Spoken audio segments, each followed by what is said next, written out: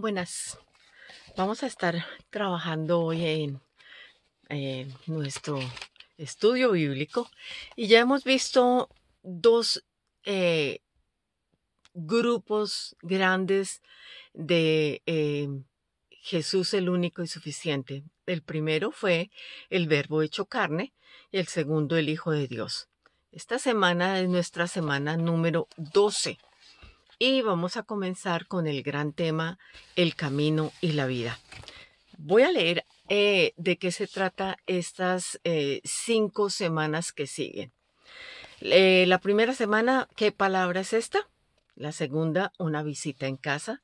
La tercera, pesca en aguas profundas. La cuarta, si quieres. Y la quinta, el Señor del día de reposo.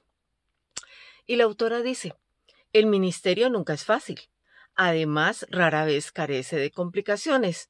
Usted y yo somos llamados a ministrar sea a tiempo completo o no. Recuerde un punto tan obvio que es casi olvidado. Cristo fue la primera persona a la que Dios llamó para el ministerio. El marco, el precedente. Él marcó el precedente. Podemos aprender mucho observando cómo él manejaba las multitudes y las circunstancias difíciles. De eso se trata nuestra tercer mes de estudio. Marcos 10:15 nos dice que Cristo no vino para ser servido, sino para servir. Pero no todos los que se encontraban con Cristo querían lo que Él tenía para servir. Sin duda, nosotros también podemos esperar la misma respuesta algunas veces, pero nunca veremos ni una sola situación que haya hecho que Cristo se echara para atrás y no cumplirá lo que su Padre lo había llamado a hacer. Él estaba decidido a obedecer. Su ejemplo nos alentará en esta semana o en este mes cuando evaluemos con detenimiento sus metas y sus métodos. Que su camino se convierta en el nuestro. Vamos a orar. Padre, sabemos que los afanes de este mundo, Señor, nos alejan de lo más importante que es de estar cerca de ti. Y yo te pido perdón, Señor, cada vez que me aparto. Em, Te doy gracias por este momento que puedo tener en intimidad contigo, hablando con mis hermanas, mi Señor, sobre tu vida, sobre lo que tú hiciste, cómo fue tu ministerio y qué podemos aprender de él, qué podemos poner en práctica en nuestra vida. Encomiendo la vida de las mujeres y te ruego, Señor, que podamos disfrutar este tiempo. En Cristo Jesús. Amén. Bueno, el tesoro de esta lección es Lucas 4:36. Y estaban todos maravillados y hablaban unos a otros diciendo, ¿qué palabra es esta que con autoridad y poder manda a los espíritus inmundos y salen? Lucas 4:36. Sin lugar a dudas que estuvimos viendo en la lección anterior de Lucas 4:17 al 21, vamos a refrescar en qué estuvimos la semana pasada. Lucas 4. Lucas 4.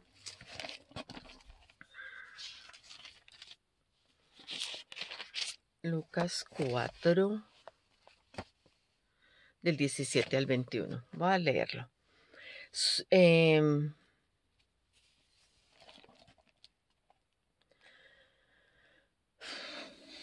Y se le dio el libro del profeta Isaías, y habiendo abierto el libro, halló el lugar donde estaba escrito: el Espíritu del Señor está sobre mí, por cuanto me ha ungido para dar buenas nuevas a los pobres, me ha enviado a sanar a quebrantados de corazón, a pregonar libertad a los cautivos y vista a los ciegos, a poner libertad a los oprimidos, a predicar el año agradable del Señor. Y enrollando el libro, lo dio al ministro y se sentó, y los ojos de todos en la sinagoga estaban fijos en él, y comenzó a decirles: hoy se ha cumplido esta escritura delante de vosotros. O sea que en ese momento ellos estaban concentrados y poniendo toda la atención en Cristo. Vamos a leer el pasaje de hoy. El pasaje de hoy es Lucas 4 del 22 al 30. Y todos daban buen testimonio de él y estaban maravillados de las palabras de gracia que salían de su boca y decían, ¿no es este el hijo de José? Él les dijo, sin duda me diréis este refrán, médico, cúrate a ti mismo de tantas cosas que hemos oído que se han hecho en Capernaum, haz también aquí en tu tierra. Y añadió, de cierto os digo que ningún profeta es acepto en su propia tierra. Y en verdad os digo que muchas viudas había en Israel en los días de Elías, cuando el cielo fue cerrado por 3 años y 6 meses, y hubo una gran hambruna en toda la tierra, pero a ninguna de ellas fue enviado Elías, sino a una mujer en Serepta de Sidón. Y muchos leprosos había en Israel en el tiempo del profeta Eliseo, pero ninguno de ellos fue limpiado, sino Naamán el sirio. Al oír estas cosas, todos en la sinagoga se llenaron de ira, y levantándose le echaron fuera de la ciudad y le llevaron hasta la cumbre del monte sobre el cual estaba edificada la ciudad de ellos, para despeñarle. Mas él pasó por en medio de ellos y se fue. ¡Wow! ¡Qué lectura!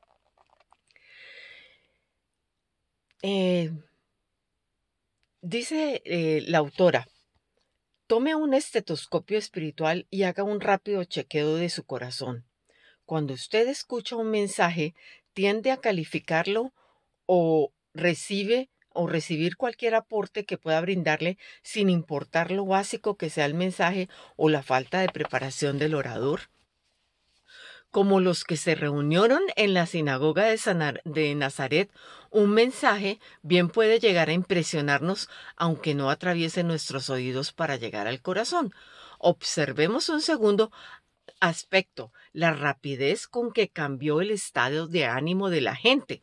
Complete los siguientes espacios en blanco según lo hayan entendido de estos hechos. El estado de ánimo de la gente pasó de admiración a enojados cuando Cristo los confrontó. Recordemos los versículos. Precisamente cuando comenzamos en el 22, en el 22 dice, y todos daban buen testimonio de él y estaban maravillados de las palabras de gracia que salían de su boca. Mientras que al escuchar a Jesús cómo se refirió respecto de Nazaret, él, al oír estas cosas, todos en la sinagoga se llenaron de ira y levantándose le echaron fuera de la ciudad y le llevaron hasta la cumbre del monte sobre el cual estaba edificada la ciudad de ellos para despeñarle. Querían ya matar a Jesús. La palabra que se traduce como ira en griego proviene de tuo, que significa moverse impetuosamente, particularmente utilizado con relación al viento o al aire, un movimiento violento o una pasión de la mente violenta. Cuando un estado de ánimo puede cambiar de admiración a furia asesina en cuestión de segundos, algo anda mal. He aprendido, a fuerza de golpe, algunas lecciones sobre el ministerio. Una de ellas es que algunas personas del mundo religioso hacen ídolos o estrellas de los predicadores o cantantes cristianos. Un fanático puede convertirse en enemigo con una rapidez inesperada. No es necesario estar en el ministerio público para saber de qué estoy hablando. ¿O no? ¿Alguna vez ha visto un cambio drástico y repentino de ánimo en una persona o un grupo? Sin lugar a dudas. Si su respuesta es afirmativa, ¿qué pensaba al verlo?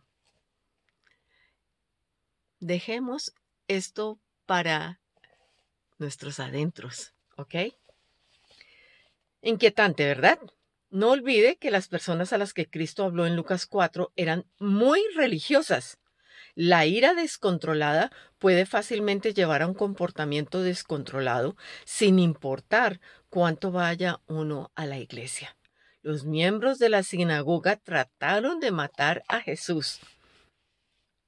Luego dice, por favor, complete el siguiente espacio en blanco al final del versículo 30. Mas él pasó en medio de ellos y se fue. Permita que estas palabras le representen algo más que una simple huida. Basándonos en lo que sigue del capítulo, creo que la experiencia de Cristo en Nazaret fue un momento crucial en su vida. Tuvo que elegir entre practicar su ministerio a su manera o a la manera de ellos. ¿Cuál cree que habría sido la manera de ellos? Bueno, hubiera sido un mensaje elocuente, pero y sin pisar callos. Recordemos que a los religiosos de la época, Cristo los llamó que tenían rostros blanqueados, o sea, pura apariencia. ¿Cuántos de nosotros somos pura apariencia? Bueno, preguntarnos esto, porque en muchas ocasiones sí mostramos apariencia de santidad, apariencia de esto, apariencia de lo otro, y hay de que comenten algo de lo que es algo que lo toca a uno. Uy, no, se ofenden, nos ofendemos, diría yo.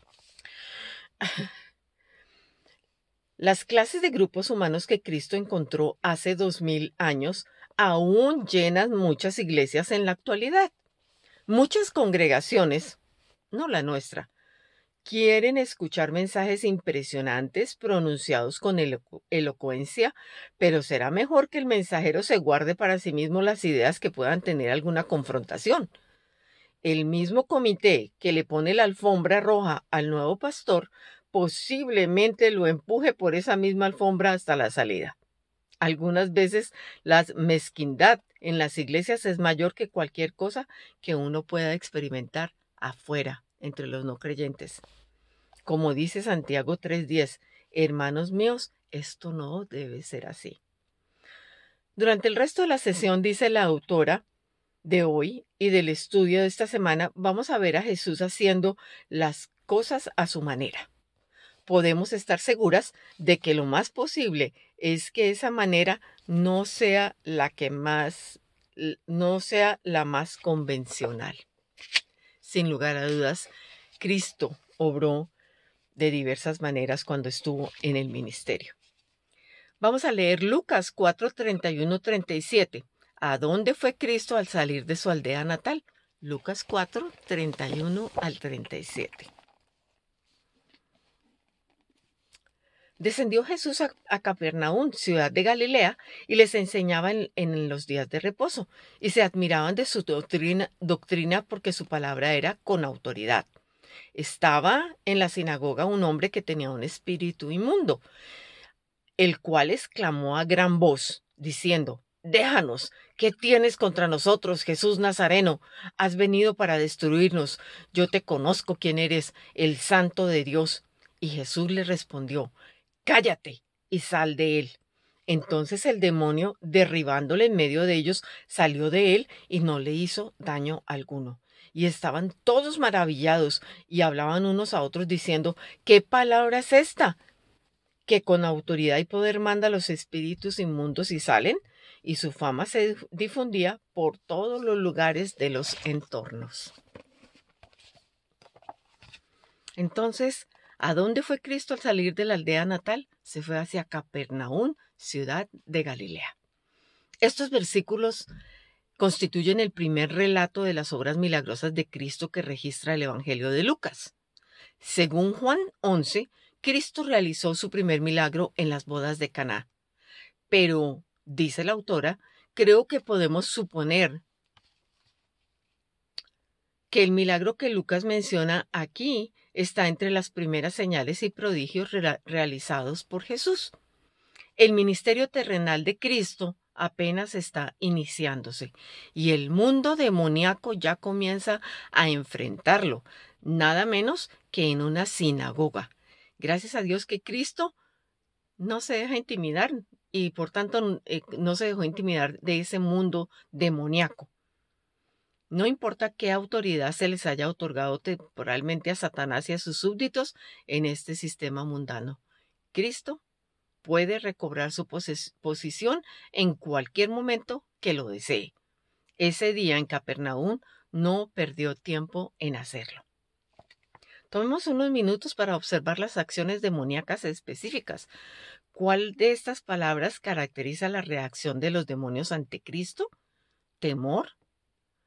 ¿Arrogancia? ¿Desprecio? ¿Gritos? ¿Llamar la atención? ¿Intimidación? Yo creo que todos. Compara este encuentro demoníaco con con el del apóstol Pablo en Hechos 16, 16, 18. Vamos a buscar Hechos 16. Hechos 16.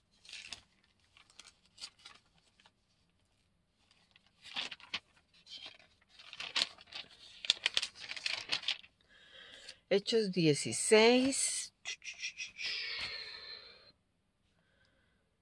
Del 16 al 18.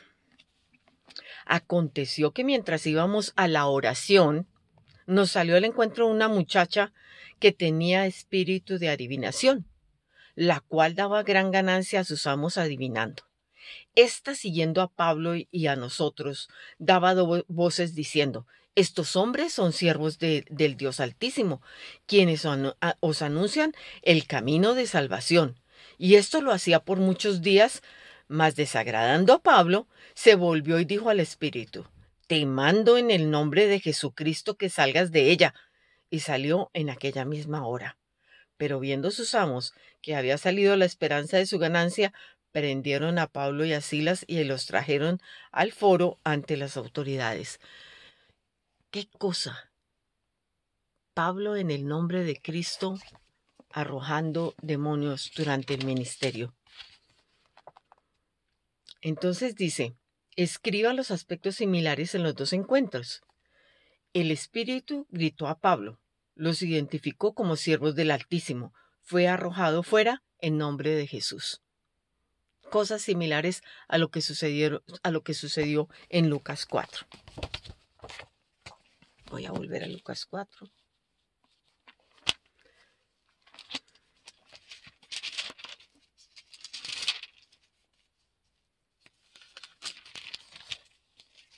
Lucas 4. Entre los aspectos similares que menciona la autora, dice: es probable que haya escrito que ambos encuentros se produjeron en lugares destinados a la devoción a Dios, en forma de oración, adoración y estudio. El de Jesús fue en la sinagoga y el de Pablo cuando iban camino a la oración. Podemos suponer que el demonio gritó en el pasaje de Lucas, ya que Cristo le dijo con dureza: cállate. En Hechos se nos dice que el demonio gritó. No quiere decir de que siempre suceda así, pero esto fue lo que pasó en esos dos encuentros demoníacos.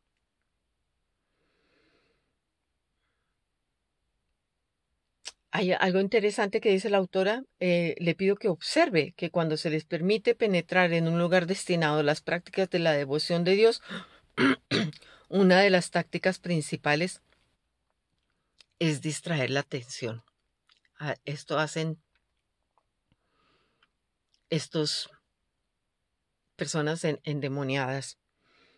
Quizá usted haya notado al menos un aspecto similar más entre los dos demonios, el de Lucas 4 y el de Hechos 16. Ambos parecían decir algo semejante a la verdad en Juan 8:44.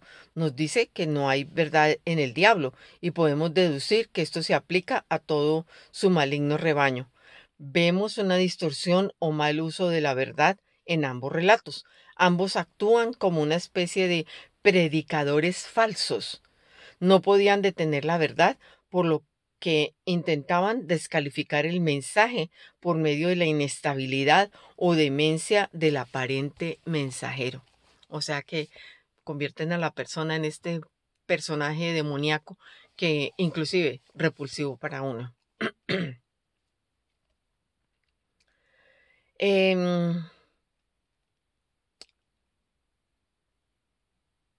Creo que vamos a leer los orígenes de la naturaleza de Satanás con el objetivo de ver quién es él, cómo actúa. Entonces, comience por leer Ezequiel 8, 11, 17. Ezequiel 28, 11, 17. Ezequiel 28.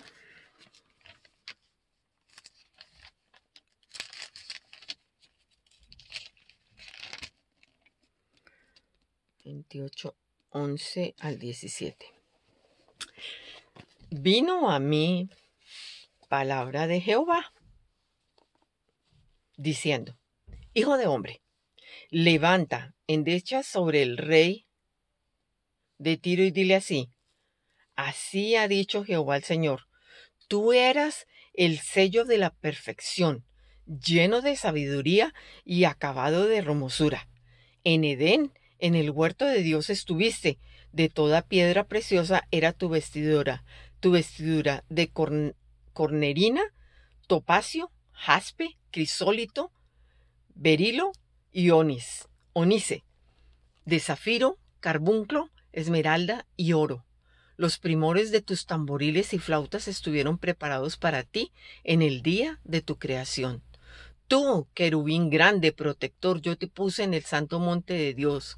Allí estuviste en medio de las piedras de fuego, te paseabas. Perfecto eras en todos tus caminos, desde el día que fuiste creado hasta que se halló en ti maldad. A causa de la multitud de tus contrataciones fuiste lleno de iniquidad y pecaste, por lo que yo te eché del monte de Dios y te arrojé de entre las piedras del fuego, oh querubín protector.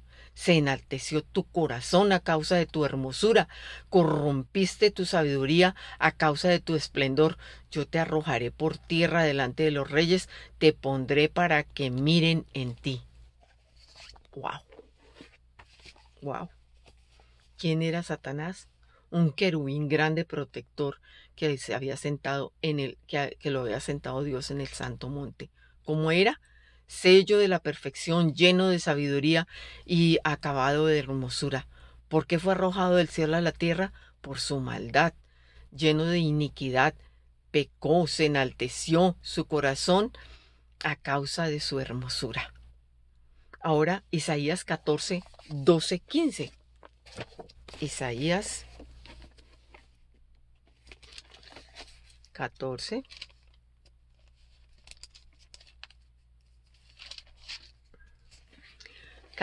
12, 15.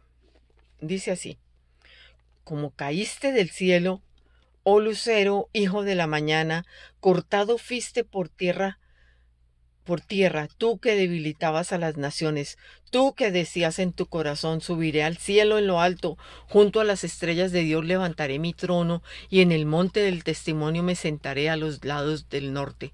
Sobre las alturas de las nubes subiré, y seré semejante al Altísimo. Mas tú, derribado eres hasta el Seol, a los lados del abismo. Se inclinarán hacia ti los que te vean te contemplarán diciendo: es perdón, era hasta el 15. ¿Qué hizo Satanás antes de caer del cielo? Debilitó a las naciones. Quería levantar trono para sí mismo. Muchos estudiosos de la Biblia creen que Apocalipsis 12, 3, 4 también habla de la expulsión de Satanás del cielo. Leamos Apocalipsis 12, 3, 4.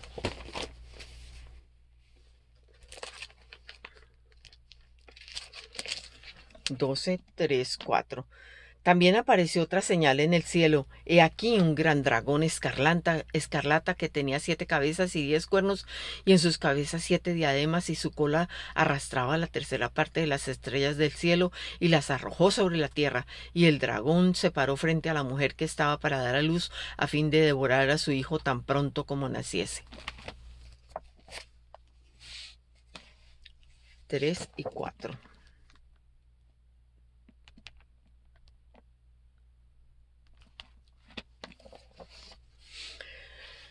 Luego dice: ¿a quién simboliza el dragón de Apocalipsis en 12:9? 12:9 dice: y fue lanzado fuera el gran dragón, la serpiente antigua, que se llama Diablo y Satanás, el cual engaña al mundo entero. Fue arrojado a la tierra y sus ángeles fueron arrojados con él. lo que es hoy en día quien gobierna este mundo, Satanás y sus demonios. Gracias al Señor que nos rescató, que el Señor nos permita mantenernos firmes, firmes contra todas las acechanzas del maligno. Es obvio que el dragón de Apocalipsis representa al diablo. Muchos comentaristas también creen que la tercera parte de las estrellas representa la tercera parte de los ángeles del cielo, los ángeles caídos que ahora son demonios. Independientemente de lo que digan las personas de qué significa esto o lo otro, lo más importante es que Satanás estuvo en el ministerio de Cristo tratando de hacerlo tambalear. Y Cristo expulsó demonios y luego sus apóstoles expulsaron demonios. Hablamos específicamente de Pablo. Y pues hoy en día la actividad demoníaca continúa. Importante que recordemos Efesios 6 sobre qué debe usar el cristiano contra las acechanzas del maligno, la armadura del cristiano. Recordémoslo. En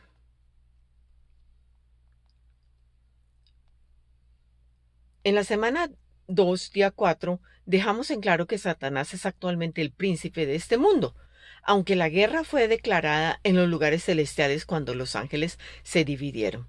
Cristo no había llegado en forma humana para desafiar al diablo en su propio territorio hasta ahora. No es de extrañarse que la presencia de Cristo no fuera bien recibida por el mundo demoníaco. El poder trascendente de Cristo es obvio en Lucas 4:35. Cuando él le ordenó que saliera el demonio, fue expulsado por la fuerza. Compare la versión de Lucas que Lucas da de estos hechos en el relato de Marcos 1, 21, 28. ¿Qué dice Marcos? Marcos. Vamos a buscar Marcos capítulo 1. Capítulo 1, 21 y 28. 21 y 28. Y entraron en Capernaum y los días de reposo, entrando en la sinagoga, enseñaba y se admiraban de su doctrina porque les enseñaba como quien tiene autoridad y no como los escribas. Pero había en la sinagoga de ellos un hombre con espíritu inmundo que dio voces, diciendo: ¿qué tienes con nosotros, Jesús Nazareno? ¿Has venido para destruirnos? Sé quién eres, el Santo de Dios. Pero Jesús le respondió diciendo: cállate y sal de él. Y el espíritu inmundo, sacudiéndole con violencia y clamando a gran voz, salió de él. Y todos se asombraron de tal manera que discutían entre sí diciendo: ¿qué es esto? ¿Qué nueva doctrina es esta que con autoridad manda aún a los espíritus inmundos y le obedecen? Y muy pronto se difundió su fama por toda la provincia alrededor de Galilea. Entonces, ¿qué dato nos da Lucas 4:35? Lucas 4:35 nos dice: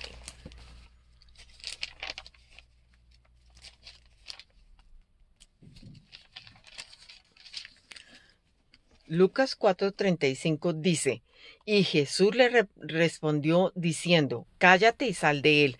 Entonces el demonio, derribándole en medio de ellos, salió de él y no le hizo daño alguno. Interesante el punto de vista de Lucas. Creo que esta es una de las muchas veces que podemos aprobar el punto de vista de Lucas. Como médico, no pudo evitar decirnos que el hombre no sufrió daño alguno. Mateo, el recaudador de impuestos, tenía mucho más para decir sobre la mayordomía. De la misma forma, el doctor Lucas, más que cualquier otro evangelista, señala la condición física de las personas con las que Cristo se encontraba. El encuentro de Cristo con el hombre poseído concluye con la introducción de una palabra fundamental. Tanto Marcos como Lucas registran que la gente comentaba que la enseñanza de Jesús tenía un elemento total distintivo. Él enseñaba con autoridad. En lo que se refiere a usted y a mí, no hay concepto más importante que la autoridad de Cristo, ni siquiera la expiación, porque si Él no tuviera autoridad, su acto de expiación habría sido un sacrificio admirable, pero vacío de poder. La vida de Cristo, que iremos descubriendo en nuestro estudio durante las próximas semanas, dirá mucho más acerca de su autoridad. De aquí en adelante, está atenta, porque lo que hacemos con la autoridad de Cristo determina lo que Él hace con nosotros. Él no es sencillamente bueno, Él es Dios. Jesucristo es Dios. Señor, te damos gracias por este mensaje, mi Señor, porque sin lugar a dudas que cada uno de estos comentarios que hace la autora atañen a nosotras, Señor. Sin lugar a dudas que no queremos ser una iglesia en la cual suceda como en un momento alabaron a Cristo y luego lo querían matar. Protégenos, Señor, protégenos. Permite que nuestra congregación, Señor, sea limpia, Señor, que sea como lo que tú esperas de tu esposa, que esté de vestido blanco esperando al novio. Limpia. Señor, limpia tu iglesia. Gracias, Señor, por este mensaje. Y te oramos también, Señor, y te damos gracias, mi Señor, porque, mi Señor, terrible cosa sería enfrentarnos con alguna persona endemoniada, Señor. Pero sabemos que tu poder está por encima de cualquier cosa y te rogamos también protección para nuestra iglesia, para la mente de nuestros hijos, de nuestros nietos, de los jóvenes, Señor, que han sido atacados tremendamente a través de mentiras, Señor, a través de medios de comunicación que los llevan inclusive a decir que tú no existes. Padre mío, te ruego, Señor, en el nombre de Cristo Jesús, que levantes una iglesia fuerte allí en Abundel. Te suplicamos por la iglesia americana, por la nueva iglesia africana y por nuestra congregación, Señor. Te damos gracias y te pedimos que eh, podamos descansar en ti. En Cristo Jesús. Amén y amén.